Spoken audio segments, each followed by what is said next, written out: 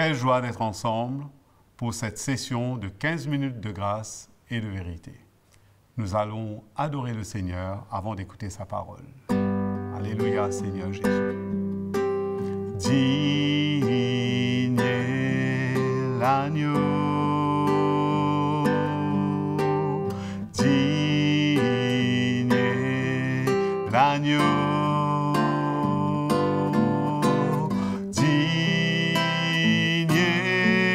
L'agneau,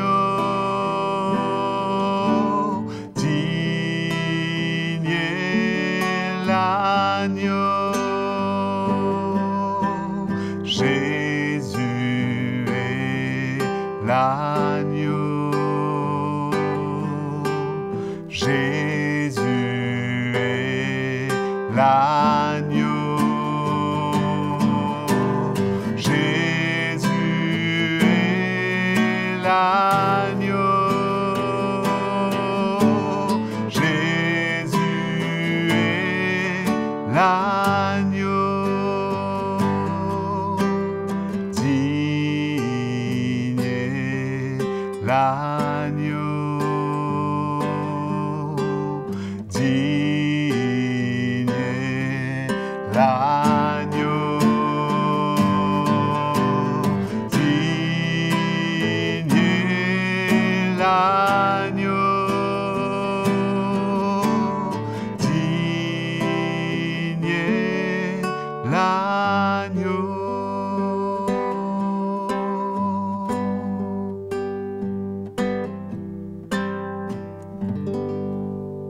Allons maintenant ouvrir notre cœur à la parole de Dieu.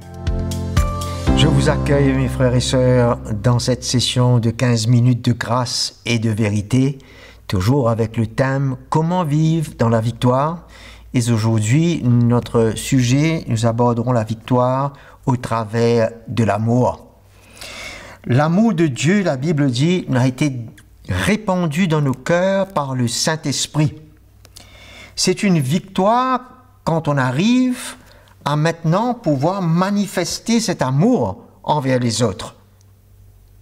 Mais la plupart du temps, cet amour est bloqué par notre nature charnelle, ce que nous sommes, et surtout avec certaines positions que nous prenons dans le naturel, des intentions égoïstes que nous avons, et tout cela, ça fait comme un voile. Et ça empêche, ça bloque l'amour de Dieu à se manifester au travers de nous envers les autres. Nos blessures du passé, par exemple, aussi des blocages au niveau du cœur, s'il y en a de l'amertume que nous gardons ou le non-pardon, eh bien, toutes ces choses vont faire obstacle. Et si elles sont présentes en nous, également, j'ajoute également, des jugements ou des critiques, toutes ces choses sont une barrière et un voile qui peut voiler l'amour de Christ dans notre cœur envers les uns les autres. Donc, Galates chapitre 5, le verset 13. Frères, Paul nous dit, vous avez été appelés à la liberté, seulement ne faites pas de la liberté un prétexte pour vivre selon la chair, mais par amour, soyez serviteurs les uns des autres. Et nous voyons que là où c'est parlé les uns des autres, ça parle de relations dans le corps de Christ entre nous, et que nous ayons un cœur pour être serviteurs. Et pour servir les autres, ce n'est autrement que par l'amour de Christ qui a été répandu dans notre cœur. C'est pour cela que nous voulons devenir libres. Et gagner la victoire, c'est ces obstacles qui gênent l'amour de Dieu à se manifester au travers de nous. Alors, cela va nécessiter bien entendu un dépouillement de notre chair. Nous en avons parlé durant différentes sessions, où nous acceptons que notre vie soit journalement sur l'autel, dans les circonstances que nous faisons face, et c'est là où nous allons mourir, et c'est là où nous allons nous dépouiller de ce que nous sommes. Afin que, comme ce vase d'albâtre a été brisé, le parfum de Christ est manifesté au travers de nous, son amour aussi sera répandu au travers de notre cœur. Ah, c'est une œuvre magnifique, une œuvre de grande victoire en nous, quand nous arrivons à vivre et voir avec les yeux de l'amour.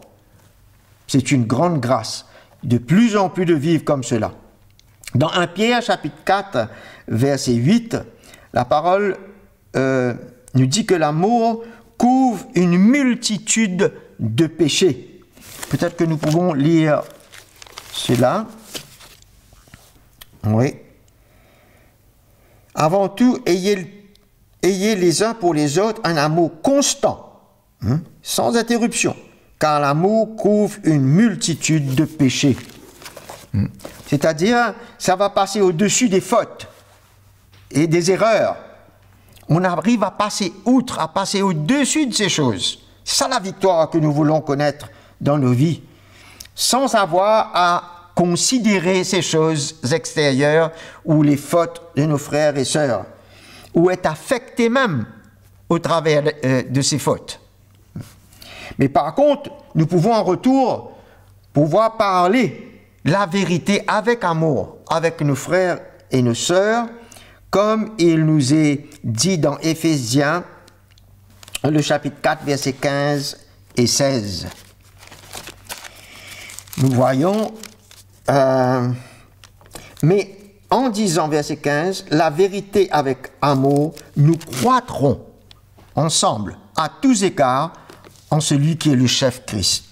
Ça va nous permettre de grandir ensemble et de nous aider, de nous fortifier ensemble, comme c'est dit dans le verset 16, de lui, Jésus, le corps tout entier, bien coordonné et cohérent, grâce à toute jointure. Les jointures parlent de relations dans l'esprit, qui le soutient fortement, tire son accroissement dans la mesure qui convient à chaque partie. Nous voyons que cette description nous donne le bienfait de chaque membre du corps les uns vers les autres. Quand l'amour de Dieu est présent, il dit « et s'édifie lui-même dans l'amour ». Dieu s'attend à ce que le corps s'édifie dans l'amour, que chaque membre puisse transmettre ce cœur à un chacun en passant sur tellement de choses, en mourant, en ne prêtant pas les regards. Ça, c'est une grande victoire, afin que nous puissions nous édifier les uns les autres et grandir et nous aider. Et nous voyons également dans 1 Corinthiens 13, bien entendu, nous savons que ce passage nous parle de l'amour de Christ, mais comme il nous dit au verset 4, l'amour est patient, l'amour est serviable, est envieux, l'amour ne se vante pas, il ne s'enfle pas d'orgueil. Nous voyons que ça parle d'une victoire, ça parle que c'est possible. Si Paul nous relate l'amour de Christ comme cela dans le cœur du croyant, c'est que c'est possible, mes frères et sœurs.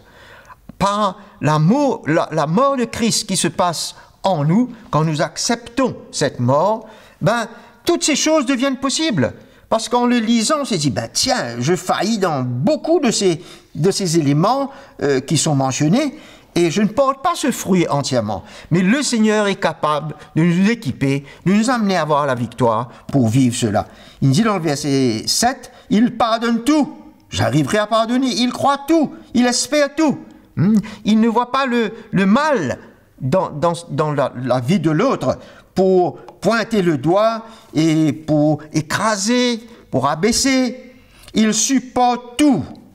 L'amour ne succombe jamais. Quelle grâce! Et le Seigneur a déversé cet amour, frères et sœurs, dans notre cœur.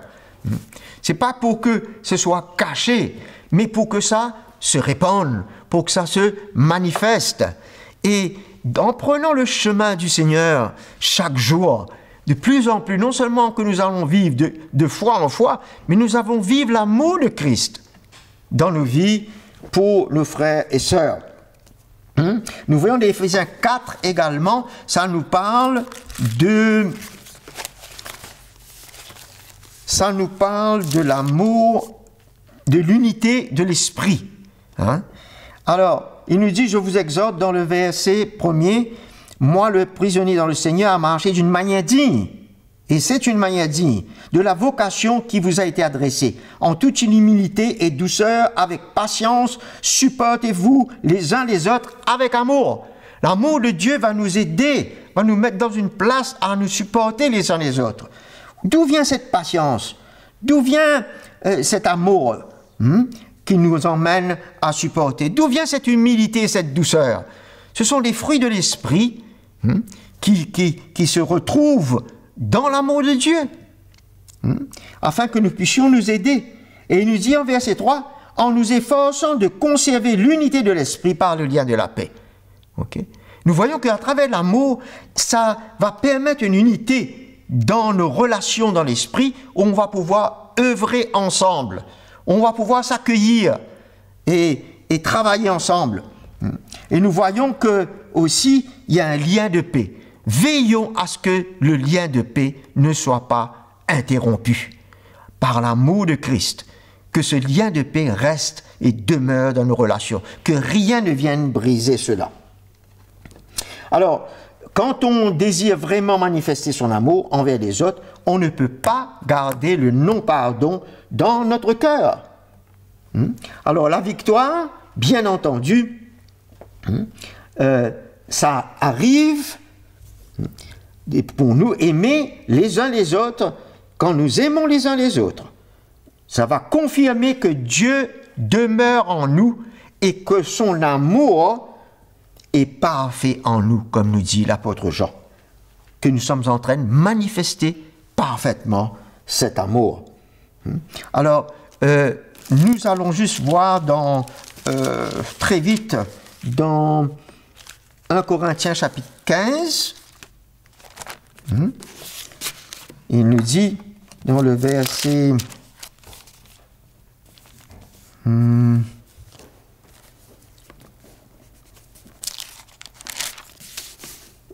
chapitre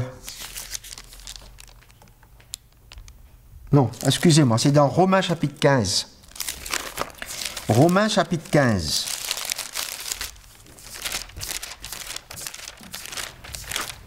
Voilà.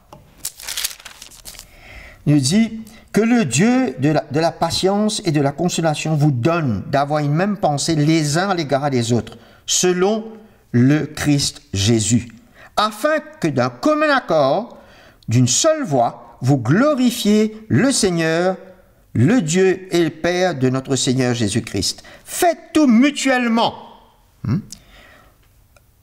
Faites bon accueil à chacun de vous, comme Christ vous a accueilli pour la gloire de Dieu. Nous voyons qu'il y a tout le temps cette intention de l'édification de l'autre, pour que l'autre en profite, pour que l'autre soit aidé. Et c'est l'amour de Dieu qui va contraindre notre cœur pour vivre comme cela entre nous dans nos relations. Et pour terminer, nous lirons dans Romains chapitre 8, le verset 38 et 39. Paul nous le dit, « Car je suis persuadé que ni la mort, ni la vie, ni les anges, ni les dominations, ni le présent, ni l'avenir, ni les puissances, ni les êtres d'en haut, ni ceux d'en bas, ni aucune autre créature. » Il cite tout ce qui est possible comme situation, ne pourra nous séparer de l'amour de Dieu en Jésus-Christ notre Seigneur.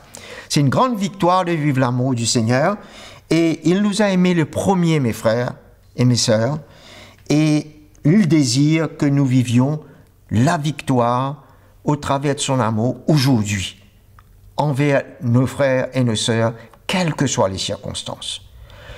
Je vous quitte et je vous remercie de votre attention et je vous remercie pour la prochaine fois, nous nous verrons de nouveau. Nous avons entendu la parole de Dieu et nous avons été bénis. Nous vous invitons à aimer et à partager ce message et vous abonner à notre chaîne CTMI. Cliquez sur la petite cloche pour être averti des nouvelles sessions. Écrivez-nous à l'adresse affichée et nous reprendrons contact avec vous. Nous vous aimons. À bientôt.